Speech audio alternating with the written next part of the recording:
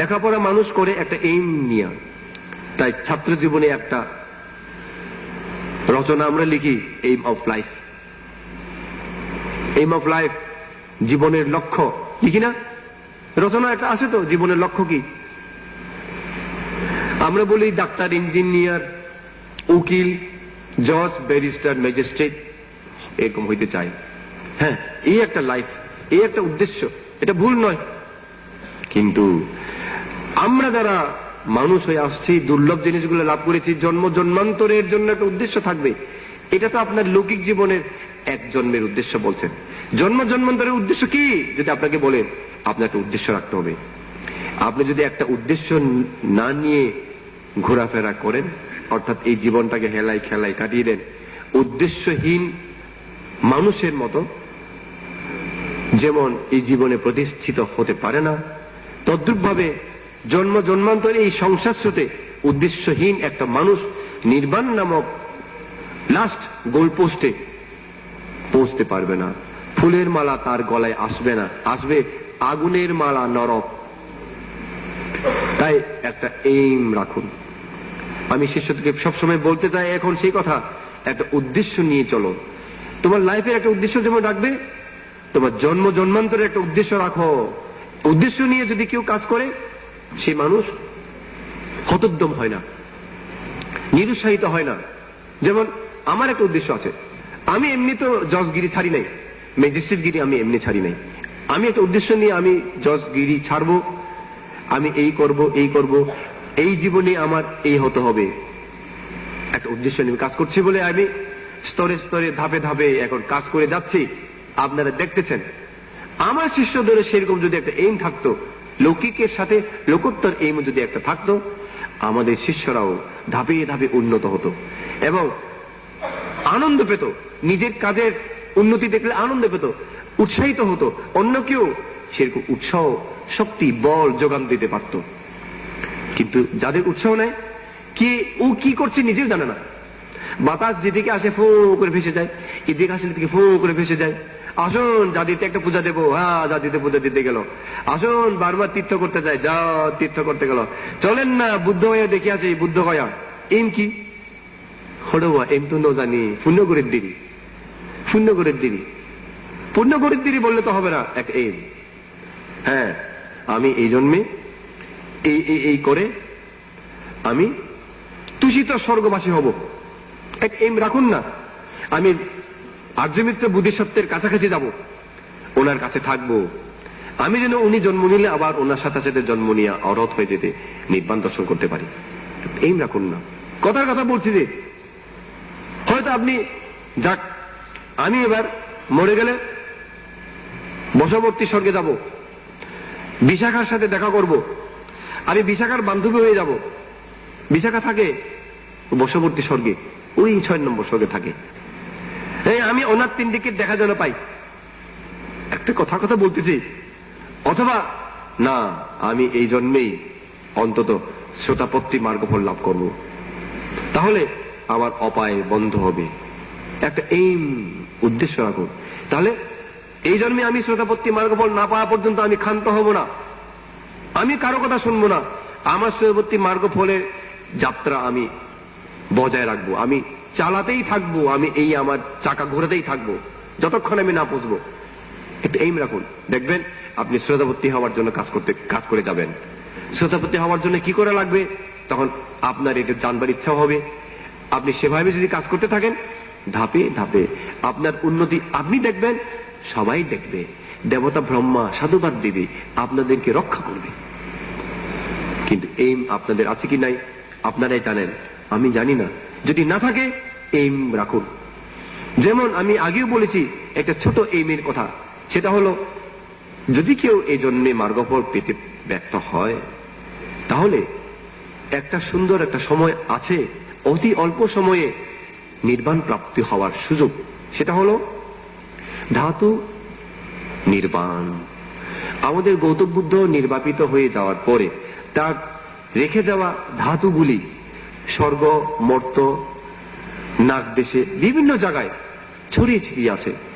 এই সব ধাতুগুলি 5000 বছর যখন পরিপূর্ণ হবে, সেদিন নাকি একত্রিত হবে আবার কোথায়? বুদ্ধগয়ায়, বোধিদ্রুম মূলে। যে বুদ্ধগয়ায় বোধিবৃক্ষ উৎপন্ন হয়েছিল, সেই বোধিবৃক্ষ আবার সেখানে নাকি নতুন ভাবে জীবিত হবে। সেই বোধি মূলে বুদ্ধের ধাতুগুলি একত্রিত হয়ে আবার সেই সিদ্ধার্থ গৌতম বুদ্ধের শরীর ধারণ করবে, শেষ ধর্ম দান করবেন। কতদিন ধর্ম দান করবে আমি ঠিক জানি না, তবে আমার মনে হয় শুধু একদিন ধর্ম দেবেন তিনি, একদিন। যেমন তিনি পঞ্চবর্গীয় শিষ্যকে মাত্র একদিন, এক রাত আর কি, একদিন বলতে তাও এক রাত ধর্ম দেশনা করেছিলেন, ধর্মচক্র প্রবর্তন করেছিলেন। যেদিন প্রথম ধর্ম দেশনা, এই ধাতু নির্বাণটা হবে শেষ ধর্ম দেশনা, তা হব নিশ্চয় একদিন, এই বেশি হবে না। তখন নাকি যারা পৌঁছতে পারবে তারা মার্গফল পাবে। কারা পৌঁছবে? এটাই তো কথা। আপনি আমি পৌঁছবো না, কোন মানুষ পৌঁছবে না, গ্রন্থে লেখা আছে। তখন বুদ্ধগয়া এমন একটা অঞ্চল হয়ে যাবে মানুষের ধরাছোঁয়ার বাইরে, মানুষ সেই জায়গার নাম জানবেও না। এমন এক সময় হয়ে যাবে আগামী 2500 বছর পরে, মানে 5000 বছর পূর্তি হয়ে গেলে, তখন নাকি শুধু ওই জায়গায় পৌঁছবেন দেবতা ব্রহ্মারা, অথবা ঋদ্ধি সম্পন্ন যেসব আর্য পুরুষগণ আছেন, আর্য মিত্রের বুদ্ধের সাক্ষাৎ লাভের জন্য জীবিত থাকবেন এতদিন ধরে, এই ধাতু নির্বাণ দর্শনের জন্য যারা এতদিন ধরে জীবিত থাকবেন, তারাই শুধু সেখানে পৌঁছবেন। এই দেবতা ব্রহ্মা এবং ঋদ্ধি সম্পন্ন এইসব মহাপুরুষেরাই ধাতু বুদ্ধের শেষ ধর্ম দেশনা শুনবেন। এইভাবে ধর্ম দেশনা শুনে 1,00,000,000,000 দেবতা ব্রহ্মা এবং আর্য পুরুষ নির্বাণ লাভ করবে। এখন আমার সংক্ষিপ্ত, আমার ছোট একটা উপদেশ, পরামর্শ, যদি আপনারা কেউ বুদ্ধ হওয়ার প্রার্থনা যদি না করে থাকেন, অন্যান্য কামনা যদি না করে থাকেন, এই কামনাটা করুন যেন আমি এই ধাতু নির্বাণ দর্শন পাই। তাহলে মাত্র 2500 বছর আর জগতে এত ঘুরেফেরা করা লাগবে না। এত ঘুরেফেরা আর ভালো লাগে নাকি? জন্ম নিলাম মরলাম, জন্ম নিলাম মরলাম, কি লাভ? দরকার নাই। একবার জন্ম একবার মরতে গিয়ে তো অনেক হাসি কান্না, অনেক যুদ্ধ চলে। এই যুদ্ধ আর দেখতে চাই না। এই 2500 বছরে যেন আমি নির্বাণ পাইতে পারি। তাহলে কি করতে হবে? অন্তত একটা দেবগতি লাভ করতে হবে। এই জন্মের পর যদি অন্তত একটা দেবতা হইতে পারেন, স্বর্গের দেবতা, অথবা অন্তত বৃক্ষ দেবতাও যদি হতে পারেন। দেবতা তো 3 রকম আছে। আকাশাঠা বলতে স্বর্গের দেবতা, ভূমঠা বলতে এই ভূমিতে যেসব দেবতা থাকে, পাহাড় দেবতা, অমুক সমুক দেবতা, রুক্ষাঠা, রুক্ষা মানে বৃক্ষ দেবতা। যেই দেবতা হন 2500 বছর তো বাঁচবেই, 2500 কিছু না। তবে যদি ক্ষমতাহীন দেবতা হয়, পুণ্যবান যারা নয় তারা কিন্তু ক্ষমতাহীন দেবতা হবে, তারা ওখানে পৌঁছবে না। তাই ক্ষমতাবান হওয়ার জন্য দান দক্ষিণা করুন, এখন তো করতেছেন। যদি কামনা করেন বৃক্ষ দেবতা হলেও চলবে। তাহলে এই মরে গিয়ে বৃক্ষ দেবতা হলে আপনি বুদ্ধগয়ায় ধাতু নির্বাণ দর্শন করতে পারবেন। অনেকে কিন্তু বৃক্ষ দেবতা হইতে চায়, কারণ আছে।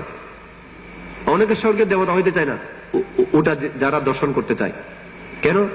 স্বর্গে যদি দেবতা হয়ে যায়, স্বর্গে একটা আনন্দের পুরী। স্বর্গ বলতে আনন্দ। সেখানে 2500 বছর এমন ভাবে কেটে যাবে যে টের পাওয়া যাবে না। তাবতীর্ষ স্বর্গে 25 দিন হবে 2500 বছর। 25 দিন 2500 বছর। তাহলে 25 দিন 1 মাসও নয়, খেলায় শেষ হয়ে যাবে। দেবতা, দেব দেবী তারা কত আমোদ ফুর্তি করবে জানি না। শেষে ওদিকে 2500 বছর শেষ, নির্বাণ, এই ধাতু নির্বাণ হয়ে গেছে, লাভ করবে না। তাই ওই আনন্দের মধ্যে না থাকার জন্য সবসময় যেন ওদিকে হুঁশ রাখা যায়, তাই বৃক্ষ দেবতা হয়ে জন্ম নিতে চায়। বৃক্ষ দেবতাদের ওইরকম দেবদেবীদের সাথে ঢলাঢলি লাফালাফি নাই তো। ধ্যান ধ্যান করা যায়, বৃক্ষ দেবতারা ধ্যান করতে পারে। ও বাবা, বৃক্ষ দেবতা। এই জন্য কথা প্রসঙ্গে বলি, আপনারা শুনেছেন বার্মার উত্তমা মহাথেরো ইচু চেয়ারো পানি ফুটানো ভান্তে, শুনছেন না? যিনি ফারিক পড়লে পানি ফুটে, এই ভান্তে কিন্তু বৃক্ষ দেবতায় হয়েছেন এখন। কেন জানি না, আমার মনে হয় উনি ওটা দর্শন করতে চান, ওটা দর্শন করতে চান আমার মনে হয়। তাই তিনি ওই বৃক্ষ দেবতা হওয়াই তিনি কামনা করেছেন। অথচ উনি যে ধরনের ঋদ্ধি সম্পন্ন ছিলেন, ইচ্ছা করলে তুচ্ছিত স্বর্গ হইতে পারতেন না। এগুলো কিন্তু কথা প্রসঙ্গে আপনাদের বলতেছি, শিক্ষণীয় জিনিস। আমরা এগুলো কোনোদিন শুনিও নেই, কল্পনাও করি না। শুধু দান দিচ্ছি, এই করছি না, রান্না করছি খাচ্ছি, এমন এমন হলে তো হয় না। লাল শাক খাইলে চোখের জন্য ভালো হয়, ডিম খাইলে মাংস হয়, জানতে হয় না?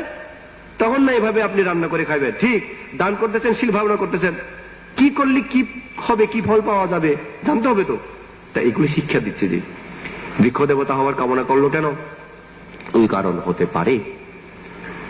তাই এইভাবে আপনারা একটা এইম রাখুন। ওই ভান্তেরা যেমন করে একটা এইম নিয়েছেন, উদ্দেশ্য নিয়ে তাদের সারা জীবন সাধনা করে গেছেন, আমারও তো এইম আছে। তাই এইভাবে উদ্দেশ্যহীন না হয়ে একটা সুন্দর উদ্দেশ্য নিয়ে আপনারা আপনাদের জীবনকে শীল সমাধি প্রজ্ঞা দিয়ে গঠন করুন। দেখবেন আপনাদের জীবনটা আর্যবাস হবে, আর্যের বাসগৃহ হবে। এখানে আপনারা বাস করবেন, ঝড় ঝাপটা নামক অপায় দুঃখ থেকে মুক্ত হয়ে নির্বাণ নামক সুখ লাভ করবেন। ইহাই যেন আপনাদের প্রাপ্তি হয়, এই আশীর্বাদ মৃত্যু দিয়ে দেশনা শেষ করছি।